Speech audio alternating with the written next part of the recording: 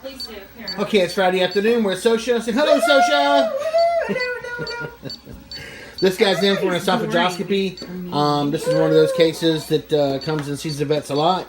We've actually had 2 broken. How old is this dog again? 17 weeks. 17 weeks, and this is the 3rd broken leg in 17 weeks. Wow. It had growth plate fractures in both. Now it actually has a antebrachial fracture. What we're in for today is we've had some chronic vomiting and some issues. So we're going to do an esophagoscopy. According to the x-rays, the esophagus actually is extremely large from here to here, which is different from what I was anticipating seeing, which was a persistent radiatic arch or something else, where the esophagus is big from here and then small over here, but actually it's pretty much big, but there's a few little notches in there. Anyway, we're going to go in and look at it, see what the outflow is, because according to the x-ray, which is days ago, there's still some food in there, but there's something in the outflow here at the stomach that seems smaller than the average. So we're going to use the esophagoscope. I love saying that. Anyway, so we're gonna use our gastroscope and then see what's going on inside of there. All right, so later.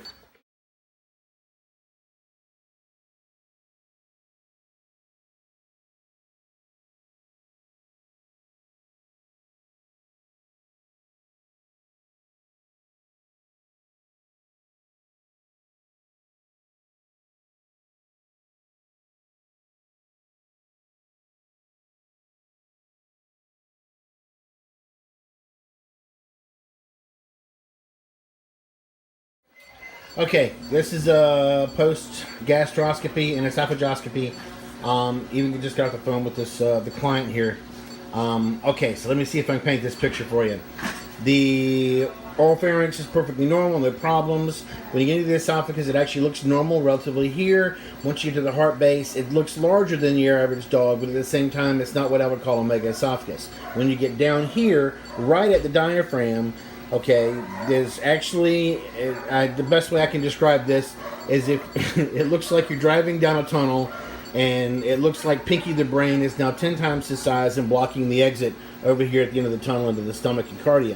The good news is I can push the scope past the mass, okay, but it comes back normally, it goes back and forth, but that large piece of tissue, which probably for this guy is about that big around inside the end of the esophagus, is still enough to cause food to not make it. Not to mention the fact that under the scope, this piece of tissue looks directly like it's a piece of intestine. It actually has stomach rugal folds, but unfortunately the way it's built, it looks like it's solid in nature, so I don't think it's actually an involution of the stomach on this point, or any type of intussusception. So here's the bad news. Right now, if that is gastric tissue inside the esophagus, every time this guy gets hungry or every time his stomach normally produces hydrochloric acid, it's producing it in the esophagus, which is very, very caustic and causing this guy to feel very, very ill every time he eats.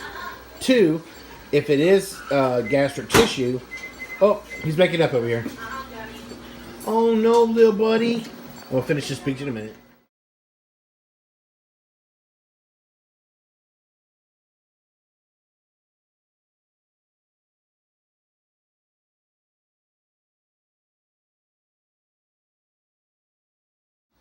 So anyway, I'm talking to our lovely technician whose hands you're now looking at, checking over this guy. Ta-da! All right.